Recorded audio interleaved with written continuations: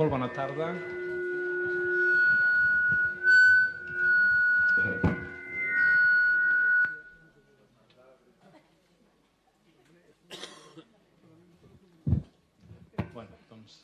Molt bona tarda. Una salutació molt cordial a tots vosaltres que veniu a aquesta conferència de doña Encarnación González, que ara farà la presentació al director del Instituto de Ciencias Religiosas San Fructuoso. Muchas gracias, Encarnita, por estar aquí con nosotros. Hemos reunido muchas veces con Encarnación durante este tiempo de preparación, ya que ella es la directora de la Oficina para la Causa de los Santos de la Conferencia Episcopal Española y forma parte de ese grupo que nos hemos reunido una vez al menos al mes para tratar de encaminar pues, esta gran beatificación.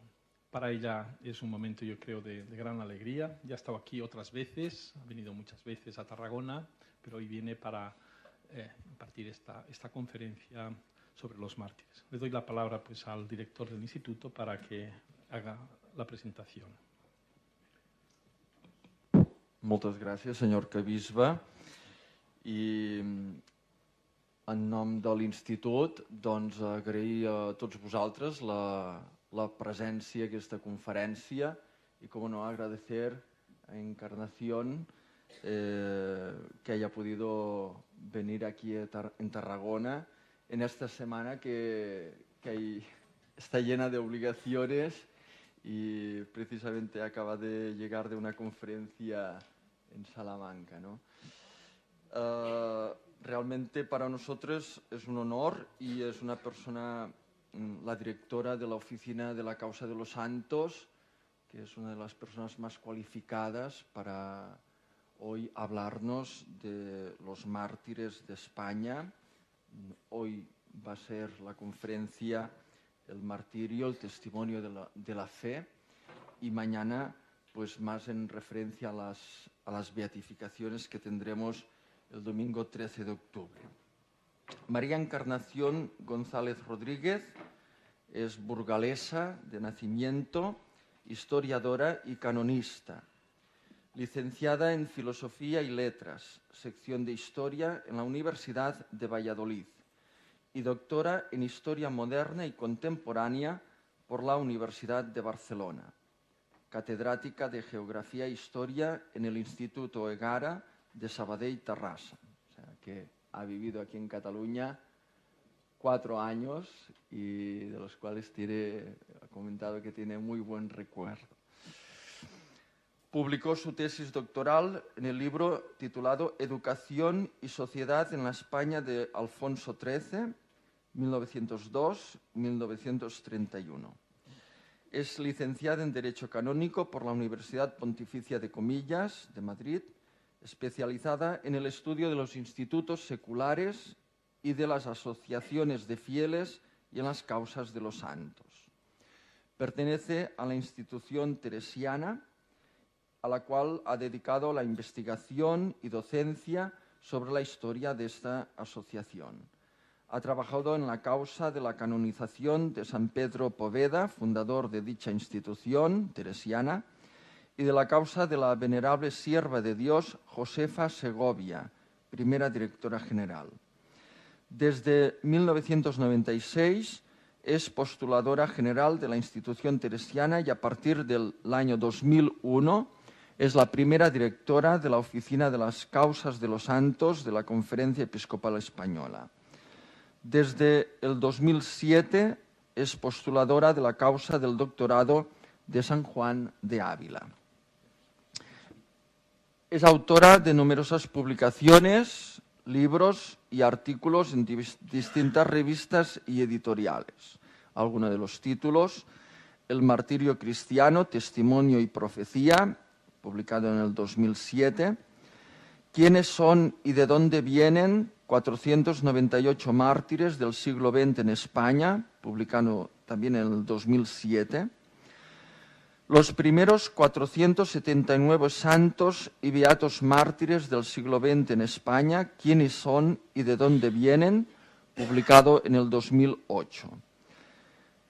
La vida en el espíritu, ser santos por la práctica heroica de la virtud, publicado en el 2010, Los santos evangelizan, publicado en el 2011, y supongo que uno de los últimos libros, Los 12 obispos mártires del siglo XX en España, publicado en el 2012, y este último que me está enseñando, penúltimo, que se titula La confesión de la fe,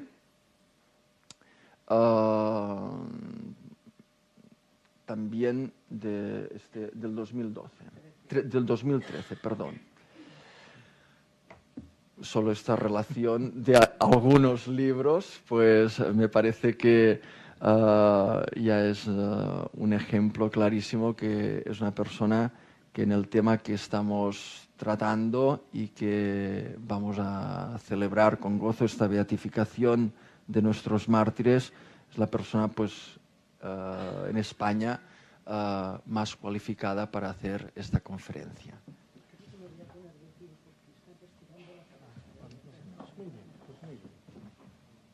Espera un momentito que se encienda bien el esto, ¿no?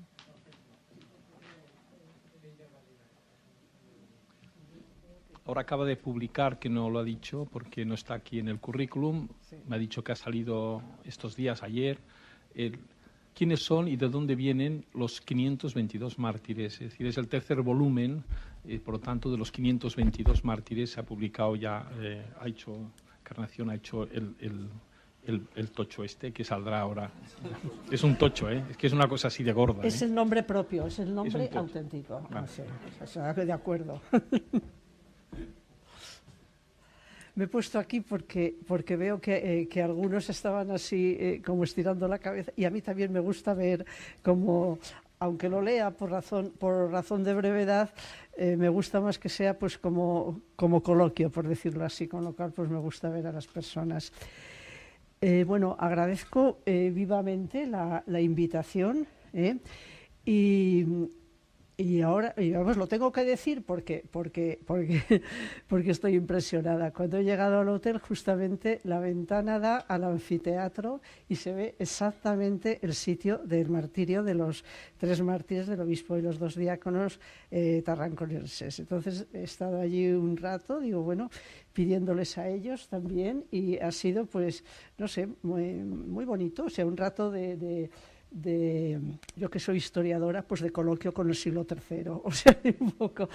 Bueno, pues de verdad que agradezco esta oportunidad de poder compartir. Pues yo les presento mi reflexión, seguro que ustedes tienen pues la propia reflexión también, muchas más, pero así pues compartimos un poco el pensamiento. Yo decía así, bueno, tocamos ya con leo para no enredarme, tocamos con nuestras manos y percibimos con los ojos del corazón el gran acontecimiento que tendrá lugar aquí en Tarragona el próximo domingo, día 13. Ya están a las puertas de su viaje los peregrinos y ya tienen preparada la acogida tantos organizadores y voluntarios como durante este tiempo han trabajado intensamente para que todo proceda bien. También este encuentro nos orienta hacia la beatificación del Año de la Fe. Y ya lo he dicho, personalmente agradezco al director y colaboradores del Instituto Superior de Ciencias Religiosas San Fructuoso el acierto de haber organizado este curso y, desde luego, el haber sido llamada a participar en él junto a tan distinguidos profesores. Lo hago con mucho gusto, siendo lo primero que me complace el hecho mismo de estar aquí en Tarragona y entre ustedes, porque solo acudir a esta convocatoria denota el interés por la próxima beatificación de mártires del siglo XX en España, entre ellos un nutrido grupo de esta archidiócesis. Dedicaremos la conferencia de hoy al tema general del martirio cristiano dentro del ámbito del Año de la Fe, próximo ya a concluir. Y la de mañana, si Dios quiere, al grupo concreto de los mártires que serán beatificados. Quiénes son y de dónde vienen, como es titulado el libro, con sus biografías y con índices diversos que completan la información sobre sus personas y su martirio. Entonces he hecho unos puntos, he articulado la reflexión en unos puntos. La primera, ¿podríamos olvidar a los mártires?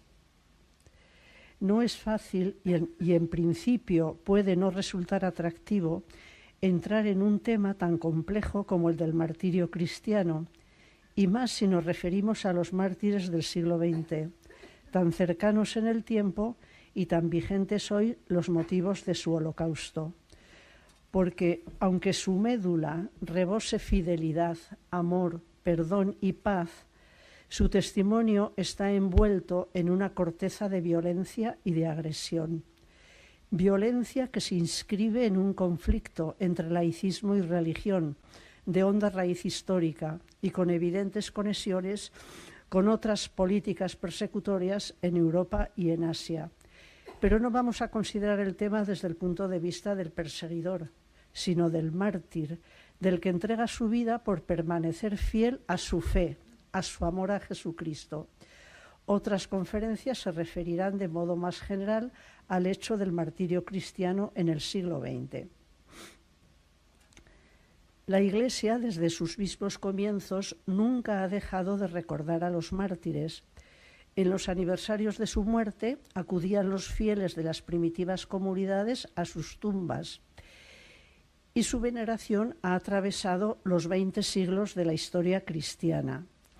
La plegaria eucarística o canon romano de la misa evoca cada día la memoria de los santos apóstoles mártires Pedro, Pablo, Andrés, Santiago, Juan, Felipe, Bartolomé. Esto lo oímos pues casi siempre que vamos a misa y se recita este canon.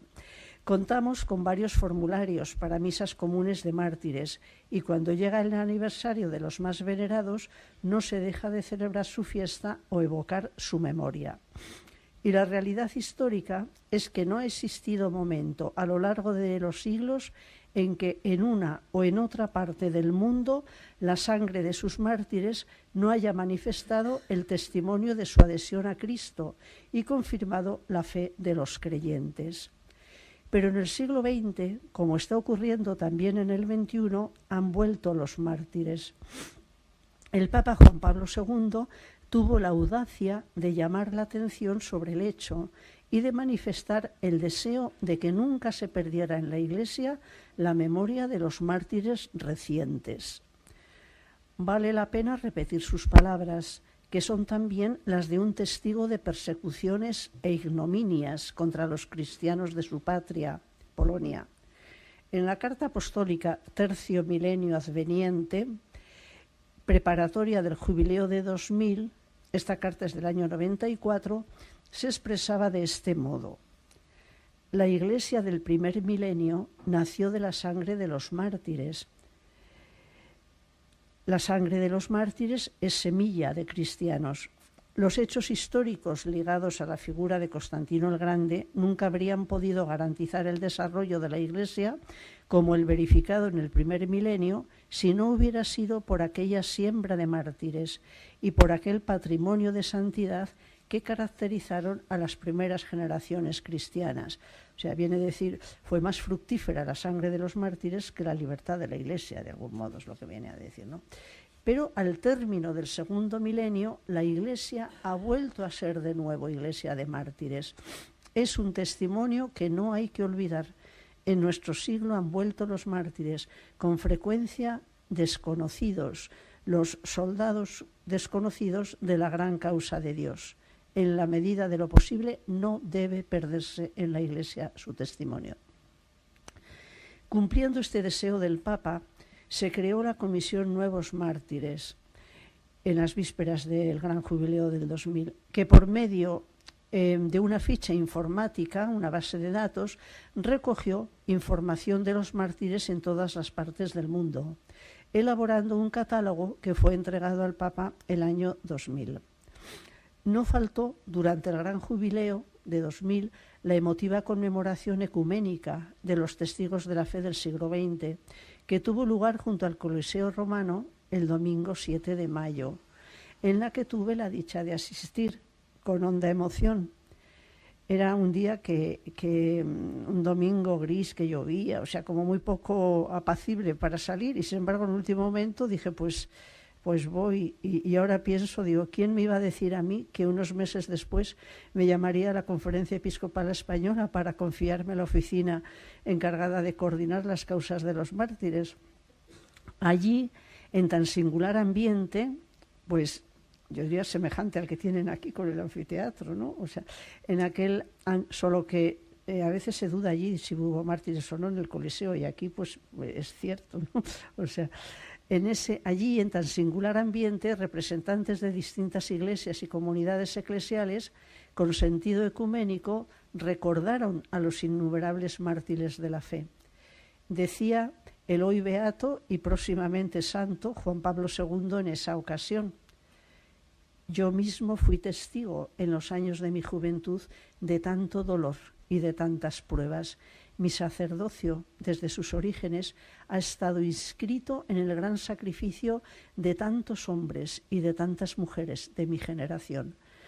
La experiencia de la Segunda Guerra Mundial y de los años siguientes me ha movido a considerar con grata emoción el ejemplo luminoso de cuantos desde los inicios del siglo XX hasta su fin experimentaron la persecución, la violencia y la muerte a causa de su fe y de su conducta inspirada en la verdad de Cristo. Y son tantos, su recuerdo no debe perderse, más bien debe recuperarse de modo documentado.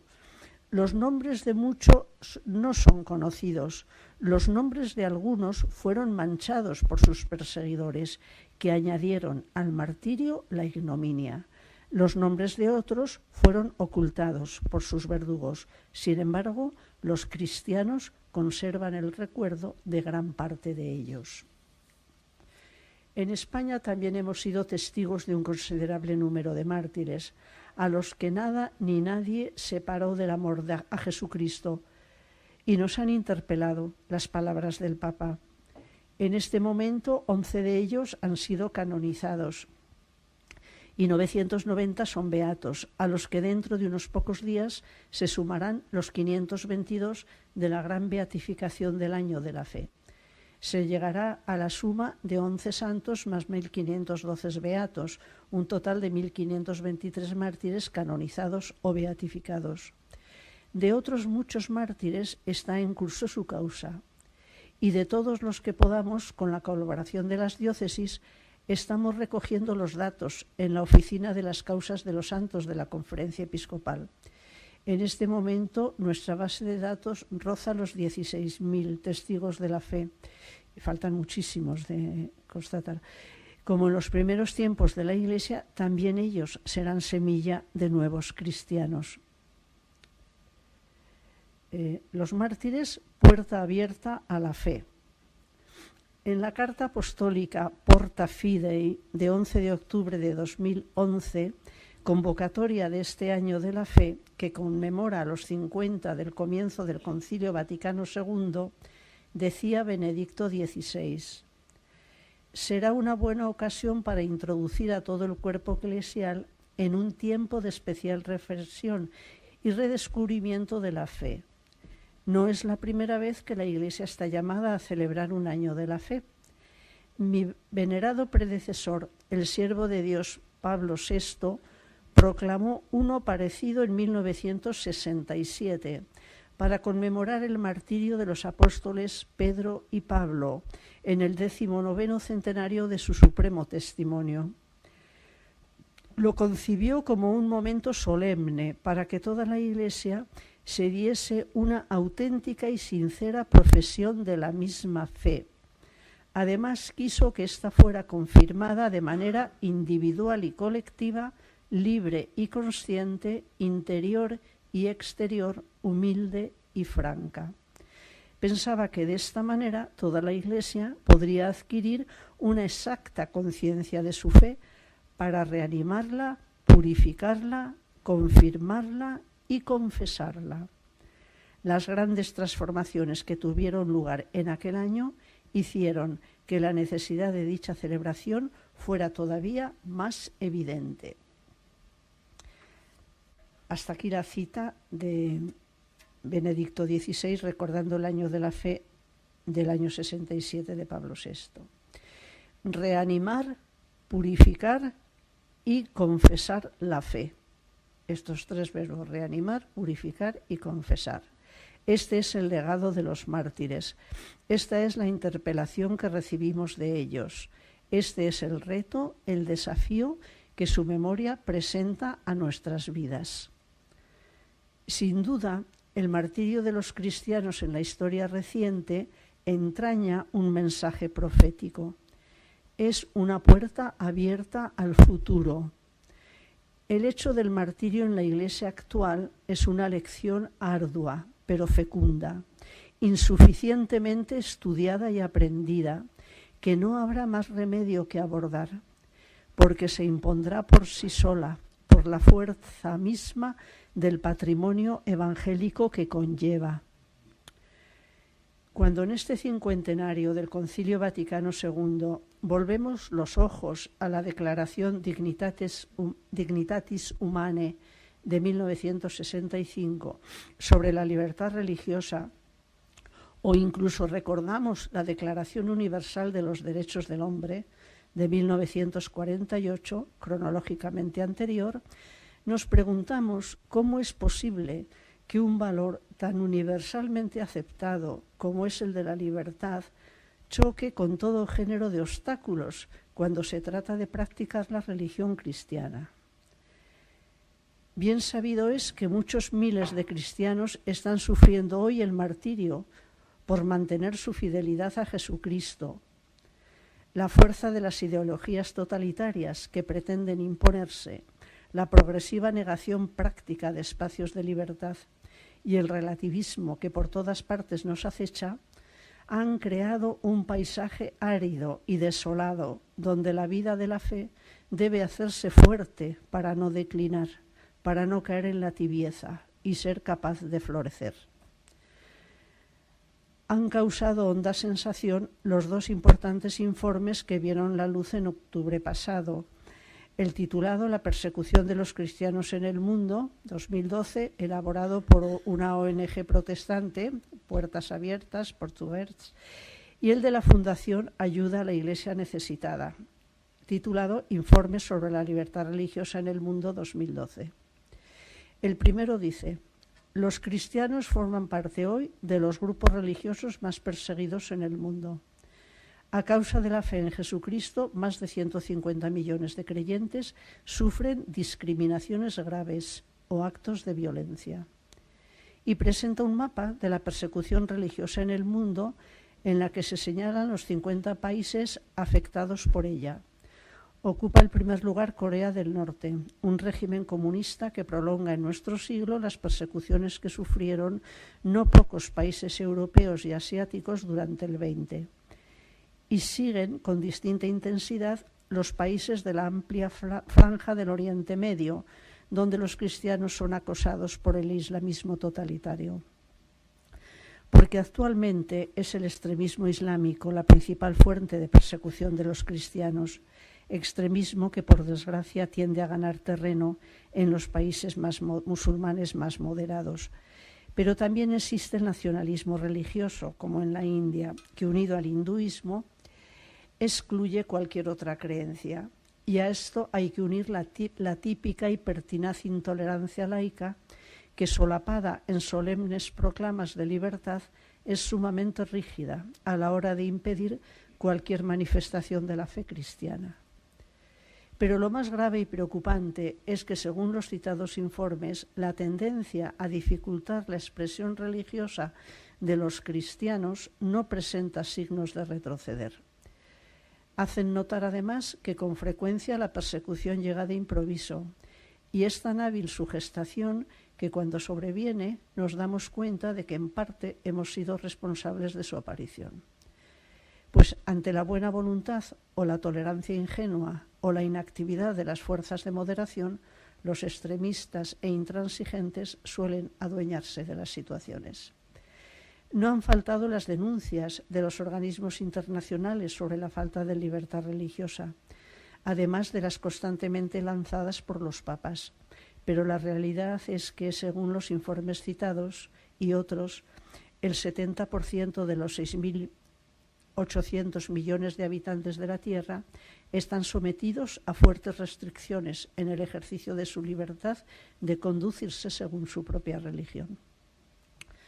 ¿Cómo practicar la fe cristiana ante tantos y tan variados géneros de autoritarismo como actualmente coartan la libertad de expresión o intentan recluir la religión al estricto ámbito de la conciencia? Porque el creyente, con la fe, ha recibido la misión de buscar la verdad, sabiendo que en un ambiente tan dominado por el relativismo como el que nos envuelve, pocos conceptos están tan desacreditados como el de verdad. Y sin embargo, después de las tragedias totalitarias del siglo pasado y de la exacerbación individualista de esta época posmoderna, nos estamos dando cuenta de que no puede existir pasión por la libertad si no existe pasión por la verdad. Seguramente la falta de confianza en la verdad es la auténtica causa de los problemas que pesan sobre nuestra cultura y sobre nuestras instituciones políticas. La reciente encíclica Lumen Fidei afronta también estas cuestiones. La fe sin verdad no salva, no da seguridad a nuestros pasos, dice la encíclica, afirmándolo con contundencia. Y dice también, recuperar la conexión de la fe con la verdad es hoy aún más necesario, precisamente por la crisis de verdad en que nos encontramos. Hasta aquí la cita. Se detiene también la encíclica a explicar la conexión entre verdad y amor, y entre verdad y fidelidad. Este es el tema de los mártires. Aquí hay que inscribir el martirio. Por eso digo, aquí este es el ámbito, en libertad, verdad. ¿En qué fidelidad? En que se inscribe el testimonio de los mártires, muchos de ellos del pueblo sencillo, que no sabían mucha teología, pero contaban con la verdad de un cristianismo vivido, por lo que fueron capaces de testimoniar una fe sólidamente arraigada y valientemente confesada. Solo profundizando en la íntima conexión que existe entre fe, verdad, amor, libertad y fidelidad, se comprende el valor con que pudieron afrontar el martirio. La relación entre verdad y libertad es esencial, ha afirmado también Benedicto XVI, pero hoy se encuentra frente al desafío del relativismo.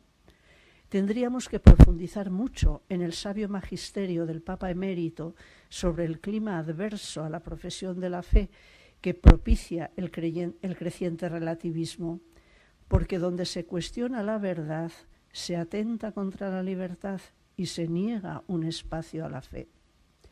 En este sentido, los mártires, entregando su propia vida, aportan un contundente argumento de hecho a favor de la verdad y de la libertad. Y su testimonio, para quien lo sabe percibir, no puede ser sino una puerta abierta a la verdad del Evangelio, a la vez que una prueba de amorosa fidelidad al que nos amó primero. Para San Agustín, ¿quién nos separará del amor de Cristo? Es el grito de los mártires. ¿Quién nos separará del amor de Cristo?, escribió el apóstol y mártir Pablo. La tribulación, la angustia, la persecución, el hambre, la desnudez, el peligro, la espada. Como está escrito, por tu causa nos degüellan cada día, nos tratan como ovejas de matanza. Pero en todo esto vencemos de sobra, gracias a aquel que nos ha amado. De la carta a los Romanos. Estas palabras recuerdan las de Jesús. Dichosos vosotros cuando os insulten y os persigan y os calumnien de cualquier modo por mi causa. Estad alegres y contentos, porque vuestra recompensa será grande en el cielo. Qué bien se aplican estas palabras de Cristo, decía Juan Pablo II, a los innumerables testigos de la fe del siglo pasado. Insultados y perseguidos, pero nunca vencidos por la fuerza del mal. Allí donde el odio parecía arruinar toda la vida, sin posibilidad de huir de su lógica, ellos manifestaron que el amor es más fuerte que la muerte. Bajo terribles sistemas opresivos que desfiguraban al hombre, en los lugares del dolor, entre durísimas privaciones, a lo largo de marchas insensatas, expuestos al frío, al hambre, torturados, sufriendo de tantos modos, ellos manifestaron admirablemente su adhesión a Cristo muerto y resucitado. Así, el testimonio de los mártires es una puerta abierta a la fe, una prueba del amor a Jesucristo que conlleva el perdón a los agresores. Lo señala también el Papa Francisco en su reciente carta a los no creyentes. Esto, para la fe cristiana, está certificado por el hecho de que Jesús ha resucitado, no para demostrar el triunfo sobre aquellos que lo habían rechazado, sino para dar fe de que el amor de Dios es más fuerte que la muerte, que el perdón de Dios es más fuerte que todo pecado y que vale la pena emplear la propia vida hasta el final para dar testimonio de este regalo. Estas son las palabras del Papa Francisco. Otro punto, no la pena, sino la causa. La fidelidad, el combate por la fe, la bienaventuranza conlleva el dolor, la cruz, la persecución, al modo de Jesucristo, que sufrió para la redención de todos. Pero considero, dice San Pablo en el capítulo 8 de la Carta a los Romanos, que los sufrimientos de ahora no se pueden comparar con la gloria que un día se nos manifestará, porque la creación, expectante, está aguardando la manifestación de los hijos de Dios. Hasta aquí. Dentro de este dolor en que gime la creación hasta que se manifieste Cristo en el día final, no comprenderíamos el verdadero testimonio de los mártires si no nos detenemos a pensar en lo que claramente explica San Agustín, comentando la expresión mártires non pena, sed caritas discernit. O sea, a los mártires no les hace la pena, sino el amor. Dice así San Agustín. San Agustín tiene en las obras completas hay un tomo entero dedicado a los mártires que son preciosas ver las homilías de San Agustín sobre ellos. Aquí he tomado un trocito nada más.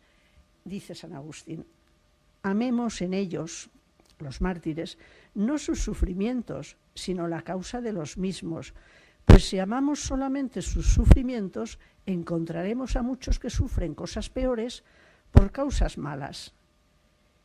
Pero fijémonos en la causa. Mirad la cruz de Cristo. Allí estaba Cristo y allí estaban los ladrones. La pena era igual, pero diferente la causa. Un ladrón creyó, otro blasfemó. El Señor, como en un tribunal, hizo de juez para ambos. Al que blasfemó lo mandó al infierno, al otro lo llevó consigo al paraíso. ¿Por qué esto? Porque aunque la pena era igual, la causa de cada uno era diferente. Esta es la explicación del martirio cristiano. La causa de los sufrimientos, de la muerte, no es otra, sino la firme adhesión a Jesucristo a una costa de la propia vida.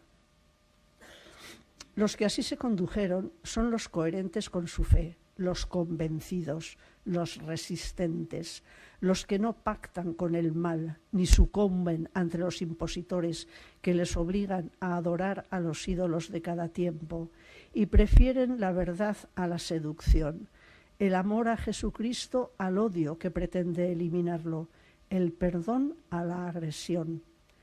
Los mártires son los que entregaron su vida porque ni la espada les pudo separar de Jesucristo. Murieron amando y perdonando. No podía ser de otra manera. Lo sabemos bien por las biografías de los de todos los tiempos y cómo las narraciones y testimonios sobre la muerte de San Fructuoso y sus diáconos y sobre la de hoy y sobre la del muy pronto beato obispo Borrás y tantos otros que como Cristo en la cruz murieron pronunciando palabras de perdón a quienes les arrancaban violentamente la vida. Originariamente martirio significa testimonio y el mártir es por tanto un testigo, el testigo del Evangelio de Jesucristo, de la palabra hecha carne. Además, el mártir es un testigo, manifestación o prueba de su propia dignidad humana, de la orientación real de su vida, de las actitudes más profundas que lo configuran como persona. Pero si se apodera del hombre lo que Benedicto XVI ha llamado la dictadura del relativismo, nada merecería realmente el esfuerzo, la esperanza, la dedicación de la vida. Todo quedaría devaluado en sí mismo y en la estimación de los hombres, porque el relativismo corroe la verdad, los valores, la propia dignidad humana. Lo expuso magistralmente el hoy beato Juan Pablo II en su encíclica Veritatis Splendor sobre algunas cuestiones fundamentales de la enseñanza moral de la Iglesia, de 6 de agosto del 93, afirmando que el martirio es un signo preclaro de la santidad de la Iglesia. Y lo explica así. Semejante testimonio, el de los mártires, tiene un valor extraordinario a fin de que no solo en la sociedad civil, sino incluso dentro de las mismas comunidades eclesiales, no se caiga en la crisis más peligrosa que puede afectar al hombre, que es la confusión del bien y del mal, que hace imposible construir y conservar el orden moral de los individuos y de las comunidades. Los mártires, y de manera más amplia todos los santos en la Iglesia, con el ejemplo elocuente y fascinador de una vida transfigurada totalmente por el esplendor de la verdad moral, iluminan cada época de la historia, despertando el sentido moral. Dando testimonio del bien, ellos representan un reproche viviente para cuantos transgreden la ley y hacen resonar con permanente actualidad las palabras del profeta. Hay de los que llaman al mal bien y al bien mal, que dan oscuridad por luz y luz por oscuridad, que dan amargo por dulce y dulce por amargo. Si el martirio es el testimonio culminante de la verdad moral, al que relativamente pocos están llamados, existe, no obstante, un testimonio de coherencia, que todos los cristianos deben estar dispuestos a dar cada día, incluso a costa de sufrimientos y de grandes sacrificios. Hasta aquí la cita del Papa. En el martirio, decía también Juan Pablo II, resplandecen la santidad de la ley de Dios y a la vez la intangibilidad de la dignidad personal del hombre, creado a imagen y semejanza de Dios. Termina la cita. Es la exaltación perfecta de la humanidad y de la verdadera vida de la persona, como atestiguaba San Ignacio de Antioquía, dirigiéndose a los cristianos de Roma que querían impedir su martirio, y les decía: por favor, hermanos, no me privéis de esta vida, no queráis que muera, dejad que pueda contemplar la luz, y entonces seré hombre en pleno sentido. Permitid que imite la pasión de mi Dios. ¿De dónde nace la fuerza para afrontar el martirio?, se preguntaba en una catequesis el Papa Benedicto XVI. Y dice: de la profunda e íntima unión con Cristo, porque el martirio y la vocación al martirio no son el resultado de un esfuerzo humano, sino la respuesta a una iniciativa y a una llamada de Dios. Son un don de la gracia que nos hace capaces de dar la propia vida por amor a Cristo y a la Iglesia y así al mundo. Y continúa. Si leemos la vida de los mártires, quedamos sorprendidos por la serenidad y la valentía a la hora de afrontar el sufrimiento y la muerte. El poder de Dios se manifiesta plenamente en la debilidad, en la pobreza de quien se encomienda a Él y solo en Él pone su esperanza. Pero es importante subrayar que la gracia de Dios no suprime o sofoca la libertad de quien afronta el martirio, sino al contrario, la enriquece y la exalta. El mártir es una persona sumamente libre, libre respecto al poder, al mundo, una persona libre que en un único acto definitivo de entrega de toda su vida a Dios y en un acto supremo de fe, de esperanza y de caridad, se abandona en las manos de su Creador y Redentor. Sacrifica su vida para ser asociado de modo total al sacrificio de Cristo en la cruz. En una palabra, el martirio es un gran acto de amor en respuesta al inmenso amor de Dios. Otro punto, alcance ecuménico del martirio. Es el penúltimo, ya solo queda otro. Ante el hecho del martirio renace la fe, como en los primeros tiempos del cristianismo. Hay además un valor ecuménico en los mártires. Como decía Juan Pablo II, el ecumenismo de los santos, de los mártires, es tal vez el más convincente. La Communio Sanctorum habla con una voz más fuerte que los elementos de división. El testimonio de los mártires nos lleva a reflexionar sobre la unidad fundamental de los cristianos. Todos los mártires, todos, los de la Iglesia Católica, los de la Iglesia Ortodoxa, han muerto por el único Jesucristo y Señor. Porque Cristo no está dividido. Los divididos somos nosotros. Nosotros somos los que hemos creado muros o zanjas a través de la historia. Pero en momentos supremos, como es el martirio cristiano, emerge la unidad de fondo.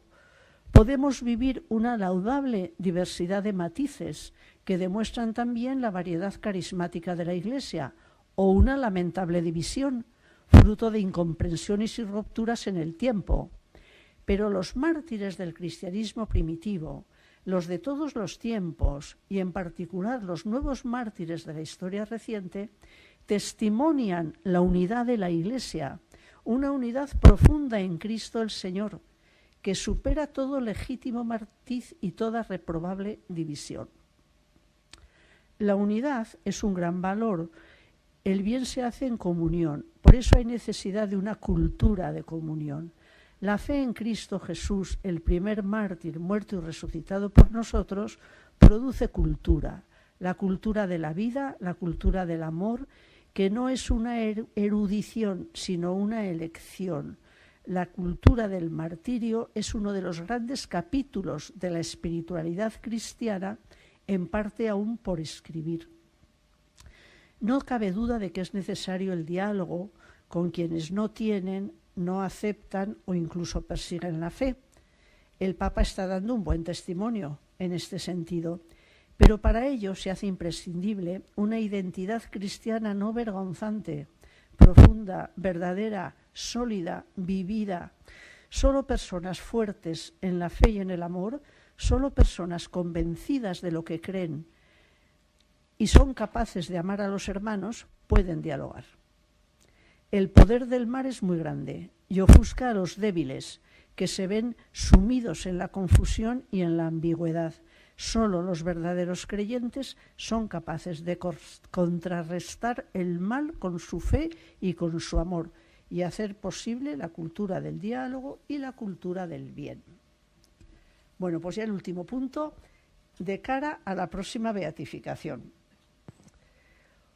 Una beatificación, por muy numeroso que sea el grupo de los mártires elevados al honor de los altares, quedaría reducida a un mero acontecimiento celebrativo puntual, más o menos solemne o festivo, si no nos implicamos personal y comunitariamente en el profundo sentido que el hecho conlleva.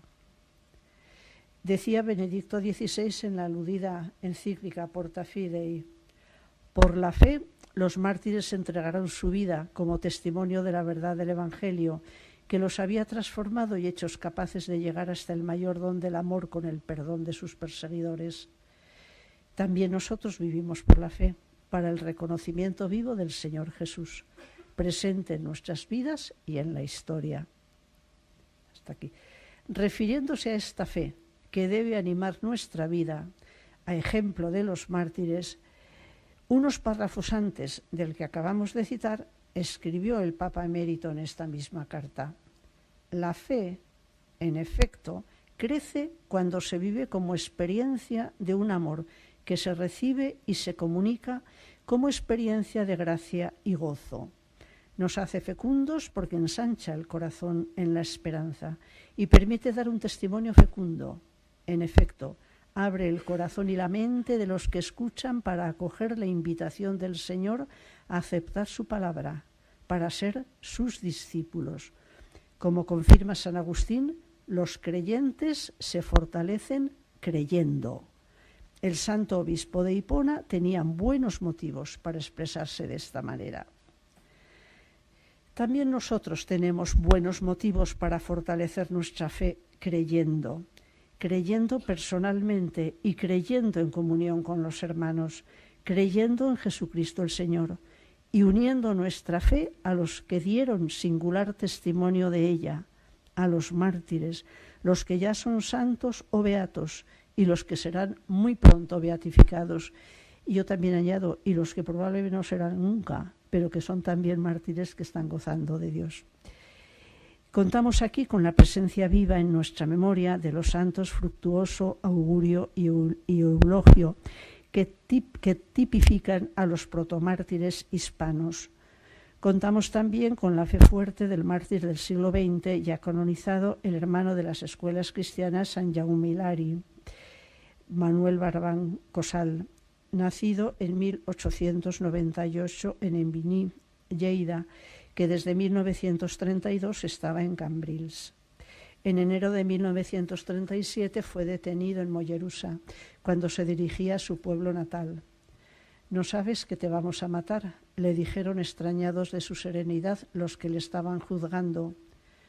«Amigos», contestó lleno de amor, de fe y de esperanza, «morir por Cristo es reinar». Fue canonizado junto con los mártires de Turón del 1934 en 1999.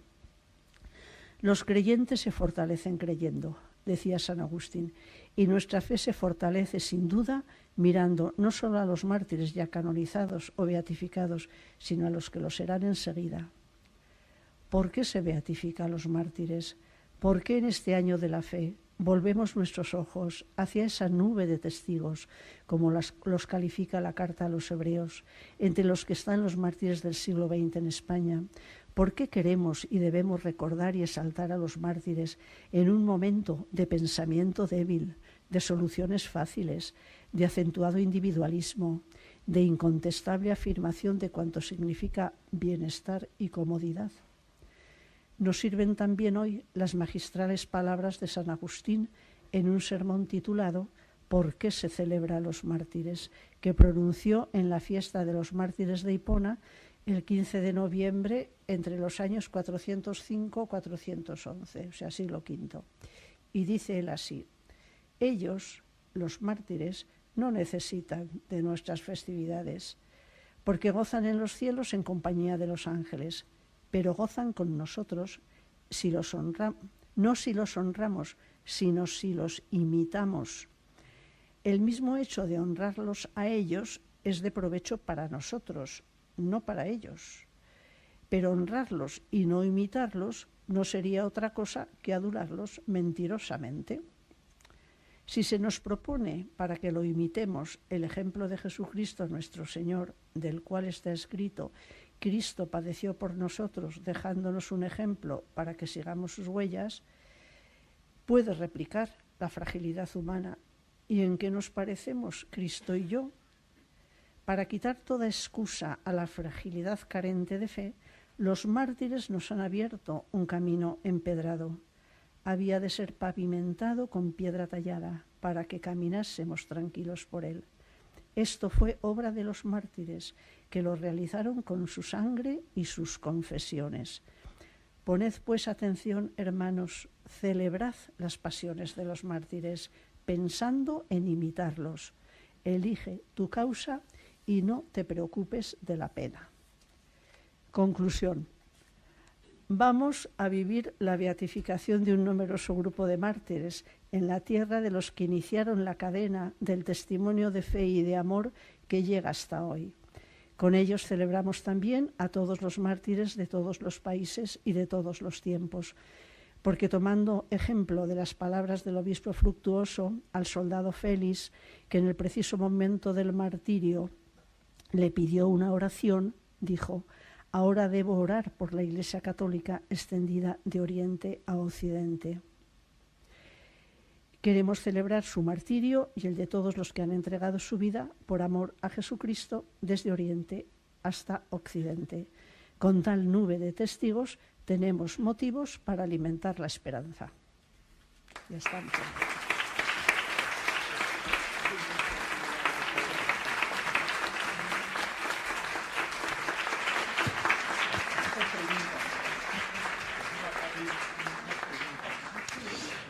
Farem un torn obert de preguntes i les persones que vulgueu fer alguna pregunta aixequeu el braç y os donaré la palabra. Podré fer en castellà.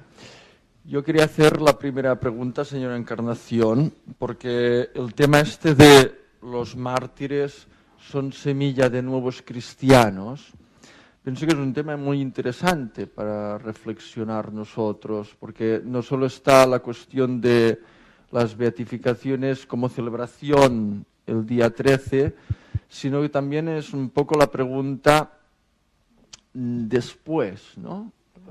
Etcétera, ¿no? Yo pienso, ¿no?, que el testimonio de los mártires es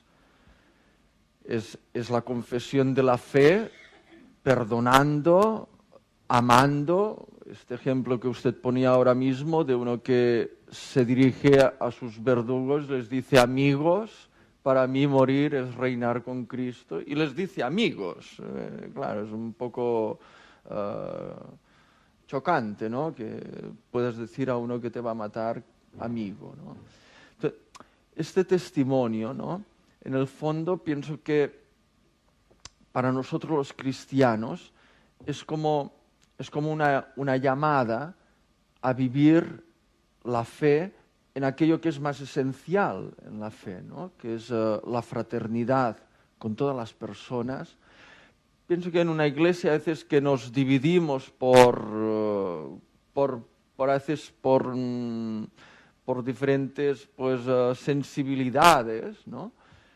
El martirio en la iglesia y el testimonio de los mártires tiene que crear una conciencia de cristianos que valoramos aquello que es fundamental, ¿no? Y usted ahora se refería a los mártires en la iglesia ortodoxa, en la iglesia protestante. Es un signo de unión, ¿no?, de todos los cristianos. El tema este de los mártires, semilla de nuevos cristianos, ¿cómo lo ve usted? ¿Cómo puede ser esto actual en nuestra iglesia del siglo XXI? Y es que eso, cuando yo me enfrento al tema de los mártires, sobre todo pues cuando me ha tocado escribir, he escrito las biografías de todos por ahora, o sea, cortas, pero me he encontrado pues con la biografía de cada uno, ¿no? Yo lo primero que pienso, digo, bueno, son dos cosas. Uno, digo, bueno, y si yo me viera en esa circunstancia, ¿qué haría? Bueno, y luego, pues, pienso también lo siguiente, digo, los mártires no sacan nada con que nosotros los beatifiquemos. O sea, la beatificación no es para ellos. Ellos están gozando de Dios desde el mismísimo día que tuvieron la gracia del martirio y ya está, ¿no? Y también habrá muchísimos mártires que no conozcamos, sobre todo laicos, porque los religiosos y los sacerdotes, pues en las diócesis y las familias religiosas, pues tienen sus nombres y sabían quiénes eran, pero laicos hay montones que dieron, pero muchos cristianos de a pie, corrientes, gente de pueblos, sacristanes, de adoración nocturna, de acción católica, de ninguna asociación, vamos, de las parroquias, ¿no? Y claro, ellos ya gozan de la bienaventuranza. Entonces, para nosotros una beatificación es como decir, oye, no nos olvidemos de que estos están ahí. O sea, y claro, ¿qué le añade la beatificación? Para nosotros, no para ellos.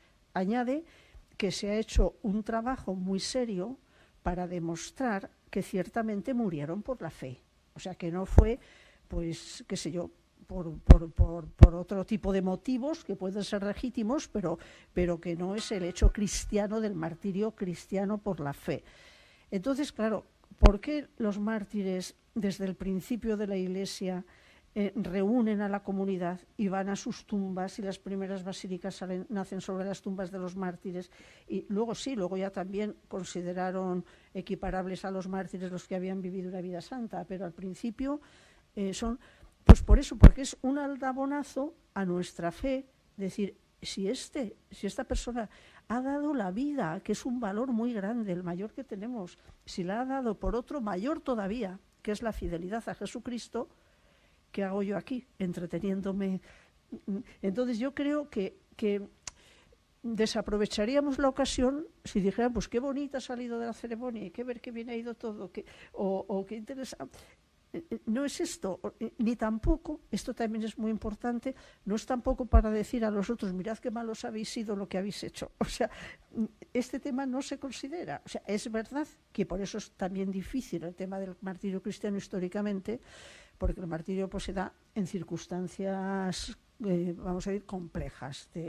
Pero no es lo que estamos, bien, es tema de estudio de los historiadores, tal, pero qué paradójico ser en las historias del siglo XX y qué pocas historias tratan el tema del martirio. ¿Por qué? Pues porque es un tema arduo, es un tema difícil. Pero claro, leer las biografías de los mártires, ¿no? Monjas de clausura, seminaristas, chicos jóvenes que dicen que de meterse en política, esto nada, si de su pueblo habían ido al convento o al seminario, quiero decir. Y son personas pues que llegado el momento, pues tenían una fe que dijeron, bueno, pues bien, y yo creo que también hay una gracia especial de Dios, ¿no le parece? No sé, a mí me parece que hay una gracia muy especial de Dios en ese momento. Pero claro, nosotros tendríamos los ojos vendados si no vemos ahí pues esta acción de Dios y esta acción de la persona libre de dar primacía a su fe y a su fidelidad. Y esto se pone de manifiesto cuando se da algún caso, por ejemplo, a los maristas de Griñón, ¿no? Que los aprisionan a todos y los ponen delante de la puerta de la capilla para matarlos, ¿no? Y a uno le confunden, creen que estaba cuidando a los enfermos, creen que es un enfermero, que no es de ellos, de los frailes, ¿no? Los maristas no, de las Salles, ¿no? Y dice, no, dice, es que yo también soy de ellos. O sea, en ese momento puede el amor y la fidelidad. Y yo creo que es eso, que es para nosotros la beatificación. No sé si he respondido, ¿no? Pero semilla de nuevos cristianos y semilla de reavivar nuestra fe. No sé si el señor arzobispo quiere decir algo. Y el caso de un marista franceses, murieron 3 franceses, sí. En la causa de los maristas hay 3 que son franceses, y uno de ellos era precisamente, vino el cónsul a salvarle y dijo, yo he estado con ellos desde el principio y yo quiero morir con ellos, y se quedó allí. Eso fue en Valencia. Y se podía haber salvado por ser extranjero, por ser francés. Pero en ese momento puede la fe. Y para nosotros, pues claro, leer no nos puede dejar indiferentes, me parece a mí. Eduard Boada, sisplau, si poden passar el... Bueno, es una pregunta muy concreta. En su libro de 12 obispos, que le felicito por la edición, que está muy bien hecha, digamos, usted nos habla de Monseñor Irurita, y entonces, como historiadora que es, ¿qué opinión le merecen estudios como el de Joan Bada, publicado por la Facultad de Teología de Cataluña, al respecto de la muerte o no muerte? Que queda claro que también es un mártir, igual que Vidal y Barraquer, que no murió, pero también sufrió el martirio como testimonio, ¿no? Solo es esto, ¿no? Este es un tema históricamente complejo. Para hacer esa pequeña biografía, que bueno, era 4 hojas, me parece, o sea, no es una gran... Pero yo consulté toda la posición de la causa. O sea, yo no me atuve, no me documenté solo con todas las biografías que se han escrito y con todas las publicaciones que se han hecho últimamente, algunos de cuyos autores pues yo he conocido y he podido hablar con ellos, además de que una compañera mía, María Ángeles Irurita, historiadora, era sobrina directa del obispo Irurita, ¿no? El tema, digo, es un tema que ocurre que no se ha podido documentar el momento de la muerte. No se ha podido, no se ha podido y sí, porque hay un testimonio, hay uno que escapó o sea, que eso pasa en algunas ocasiones cuando el martirio se produce a un grupo, pues a veces en una ráfaga de disparos, a veces uno parece que ha muerto y luego no. O sea, eso y justamente estos son los que luego pues a lo mejor pueden dar algún testimonio. En el caso del obispo Irurita hay un caso de estos que manifiesta que verdaderamente, hasta lo que se sabe, que estuvo en la cárcel de San Elías, que esto es lo último que se conoce, y dice que sí, que murió en esa ráfaga. Y los que hicieron la exhumación, pues también parece que reconocieron porque una señora que le habían acortado las mangas de una camisa porque eran largas por la tela, o sea, que hay algunos testimonios. Ahora, luego está pues el problema que se creó, el testimonio de estas personas que parece que lo habían visto después, que eran niños, entonces eso ya lo sabemos. Luego parece que se desdijeron un poco de esto, o sea, que no estaban tan segurísimos de que hubiera sido él. De todas maneras, permanece ahí. Y yo creo que habrá que esperar pues a que nuevos testimonios, que nuevos documentos, porque dice que lo llevaron a Rusia, bien, pero no pasó ninguna frontera, no hay ningún documento que te manifieste que pasó, que se lo llevaron, no sé. O sea, las afirmaciones que se hacen a veces están menos documentadas que lo poco que se conoce. Pero estos son casos pues que puede ser que aparezca nueva documentación, porque sabemos que parte del Archivo Vaticano está cerrado todavía por razón de fecha.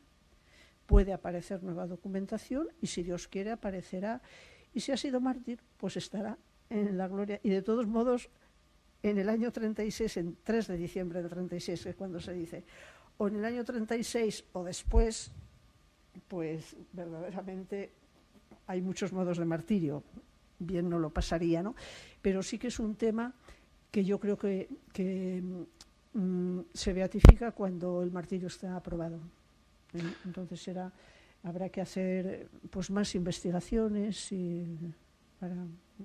¿Nos podría resumir de una forma quizás breve cuál es el proceso que se lleva a cabo cuando hay casos pues de mártires? Usted, que es la directora de la Oficina para la Causa de los Santos, bueno, hasta que se llega al decreto de beatificación. De forma breve, lo que fue una causa como la de Tarragona, que empezó en el año 46.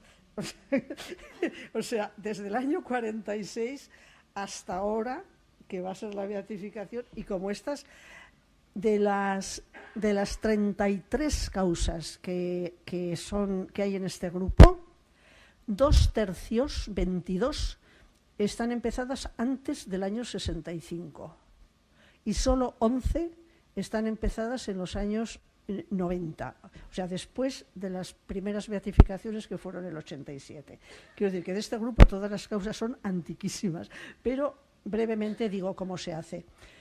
O sea, cuando un grupo de fieles, una parroquia, una comunidad religiosa, una diócesis, tiene conciencia de que determinadas personas han sido mártires, propone la beatificación. O sea, nace siempre la causa nace siempre del pueblo. La propone ¿a quién? Al obispo. Entonces, se documenta la propuesta, bueno, no digo los trámites jurídicos, sino el íter en general, ¿no? Entonces, en fase diocesana, ¿y cuál es la diócesis? Aquella en la que han muerto. En fase diocesana se hace una investigación, se llama la investigación jurídica diocesana, que tiene como dos vertientes: la prueba testifical, llamar a testigos, y la prueba documental, o sea, buscar los documentos. Ahora ya para los mártires de nuestros de los años 30, testigos quedan poquísimos, pero todavía queda alguno, y estas causas antiguas tienen la ventaja de que es muy consistente la prueba testifical, porque vivían muchos testigos entonces. Bueno, entonces, terminada esta fase diocesana, se recogen todos los testimonios, siempre con juramento, tal, se recogen los documentos y se clausura. Esto se envía a Roma. Estoy hablando de la nueva normativa, porque antes era más complicado. Esto se manda a Roma. Entonces, en Roma se cierra, se sella todo esto y se lleva. En Roma lo primero que hacen es ver si se ha procedido jurídicamente bien. O sea, si a todos los testigos se les ha citado, si han hecho su juramento, si las actas están bien, si están firmadas, si la documentación es completa. O sea, no se entra en el contenido, sino en la forma. Y si todo está jurídicamente bien, se da el decreto de validez, que se llama así, pero es validez formal, jurídica. Entonces, un postulador romano, que es como, diríamos, como el procurador en la legislación civil, ¿no?, es el encargado de hacer lo que se llama la positio. Y la positio, ¿qué sería? La ponencia, ¿no? Es la defensa de la causa. Entonces, se hace un sumario de las declaraciones de los testigos, toma lo más importante, una síntesis de la documentación, y sobre todo se hace lo que se llama la informatio, que sería pues como vamos a decir, como la defensa, como la prueba de decir, bueno, pues estos señores han sido mártires por esto, o sea, ya como una síntesis. Eso viene a ser, claro, las causas que son de hoy, la causa esta de Tarragona lo sabe muy bien Mosén Fortuny, que pesa mucho, son 3 volúmenes enormes porque son muchos mártires. Otras es más pequeñita porque son menos, o sea, depende también de la cantidad, ¿no? Bueno, pues entonces, esta positio, que sería ya como, no tanto sí resumen, pero un resumen elaborado de las declaraciones de las pruebas que se han recogido, esta la estudia primero una comisión de teólogos, de 9 teólogos, que estudian por separado y hacen su voto, y un voto no es solo decir sí, no o justa modum, o sea, un voto son pues 10 páginas, 20 páginas, diciendo pues sí, yo considero que estos han sido mártires, y qué es lo que se juzga, qué es lo que se ve, si el motivo de la muerte exclusivamente, o sea, si ha muerto por motivo de fe, o pues qué sé yo, que se estaba pasando de bando y le cayó un tiro. No, o sea, si es mártir, o sea, el que ha muerto por la fe, y no hay más, y esto es lo que se juzga, ¿no? Bueno, pues los teólogos hacen individualmente su voto y luego tienen un congreso que se llama el Congreso Peculiar de Consultores Teólogos, y ahí, si todos están de acuerdo, unánimes, pues nada, y si ven que falta documentación o que algo no está claro o alguna cosa, pues lo dicen y hay posibilidad de completarlo, o sea, de responder a estas demandas. Una vez que ya, y entonces se vuelve a repetir el Congreso de Teólogos con la nueva documentación. Entonces, una vez que han pasado los teólogos, estudian el tema los cardenales y obispos, pero lo hacen ya en base a los votos de los teólogos. Ellos normalmente, como dicen, no todos leen toda la positio, pero entre todos leen todo. O sea, que vuelven otra vez, que son unos 15, y entonces ellos ya, si ven que sí, que pueden dar el voto afirmativo, ya proponen al Papa que promulgue el decreto de martirio, que lo acepte. El que beatifica es el Papa, no es la congregación de los santos ni la diócesis. O sea, la congregación de los santos y antes la diócesis tiene como misión recoger las pruebas y plantear el tema. O sea, pero quien decide es el Papa. En esta beatificación, que son 522, eran 539. ¿Qué ha pasado? Pues que algunos han caído. O sea, que a algunos no se ha visto claro el martirio y los han quitado. Porque se analiza uno a uno. O sea, no es que aquí, como son 147, todos van ya en grupo. No, uno a uno. Ya digo, cuando empezamos a plantear este grupo, yo solo decía a los obispos, digo, mira, el número hoy es este, pero no sabemos si al final, y en efecto, el número se ha reducido. Al final quiere decir que se hace un examen escrupuloso de cada caso, ¿no? y luego ya se promulga el decreto de martirio y una vez que se tiene este decreto ya se puede proceder al rito de beatificación.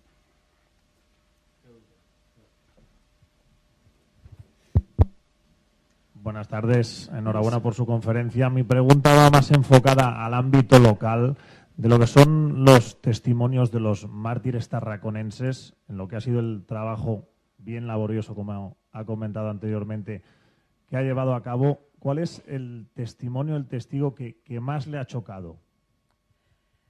Bueno, yo tengo que decir que yo no he estudiado la causa leyendo los testimonios, porque tendría que estudiarme todas las causas. O sea, a mí lo que me ha chocado, porque yo ya trabajo en base a la posición,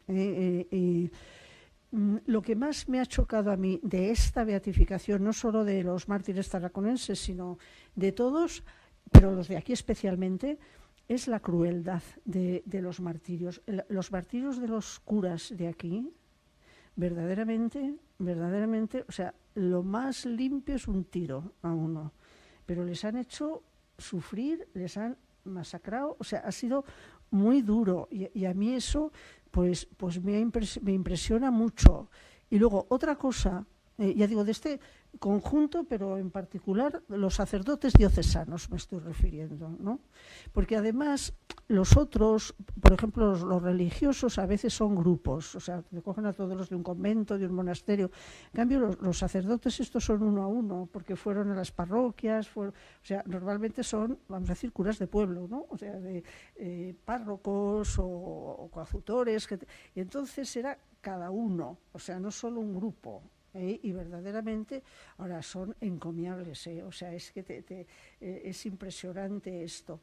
Y luego otra cosa que impresiona por la pregunta, por los testimonios, y no solo lo digo de esto, es que a raíz del martirio de la gente, pues se dio lo que yo llamo la generación martirial, o sea, personas que no murieron mártires, pero que mataron a su padre, a su madre, a su hermano, a sus hijos, a su párroco, a su vecino, o sea, esta franja de personas que sufrieron el martirio en sus familiares o amigos muy allegados, ¿no? Y ahí se produjo, o sea, el mismo testimonio del mártir lo viven estas personas no vengándose, no, o sea, con una actitud verdaderamente heroica. Además, en aquel momento los confesores en muchos sitios, yo aquí en Cataluña no lo sé exactamente porque esto lo he investigado menos, pero supongo que también porque es muy generalizado, ¿no? Aconsejaron no hablar del tema, para que los hijos pues no tuvieran aversión a determinada familia, determinada gente, pues habré matado a sus padres o a quien fuera, ¿no? Entonces aconsejaron el silencio. Y hubo personas heroicas en este sentido, incluso de hacer caridad, de favorecer a aquellos que sabían que habían sido perseguidores. Esto se dio. Y cuando a estas personas luego se les ha llamado a declarar y han visto, porque muchas veces la mayoría, siempre los tribunales lo forman sacerdotes, cuando han visto que era la misma iglesia, o sea, la misma iglesia que en algún momento aconsejó el silencio para evitar odios, para evitar, la misma iglesia ha pedido siempre bajo juramento de secreto, esto siempre, tanto el que declara como el que recibe la clave. Se han sentido como aliviados, dice, por fin puedo decir, y no lo malo que era el perseguidor, sino lo bueno que era el mártir. O sea, entonces se da este caso de, no sé, el testigo ha vivido muy hondamente y ha sufrido mucho el martirio. Entonces, cuando declara, a veces pues confunden un poco las fechas, hay que luego documentarlo, ¿no? Porque no siempre se acuerdan exactamente de las cosas, ¿no? Pero lo que sí que emerge son estas actitudes que se han vivido de perdón, de silencio caritativo, por decirlo así, y luego pues también les queda como una tranquilidad grande de poder decir, bueno, pues digo esto, pero sé que lo estoy diciendo en un ámbito de reserva, Normalmente no se nombra y no se alude a los perseguidores, sino que se habla solamente del mártir, y ahí emergen también muchos aspectos de la vida del mártir, que es verdad que el martirio redime todo, y aunque uno haya sido un perdido, pues el martirio lo redime, pero normalmente no es así. Normalmente es gente, estos curas de aquí, o sea, normalmente es gente muy buena. Y entonces sale esto también, lo dicen los testigos. No sé si he respondido, pero vamos, por ahí digo.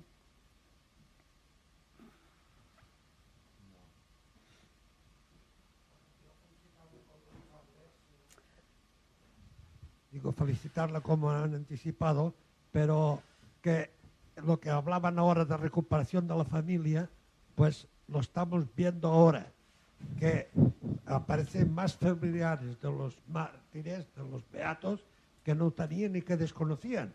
Hoy mismo, ayer y anteayer, yo me encuentro de que, mira, no lo sabía, pero el tío mío, tal y cual, pero sin odio, con esperanza y con cosas. Yo encuentro que será una gran satisfacción para todos nosotros esta beatificación, porque nos recuperará la fe, la confianza y el gran amor.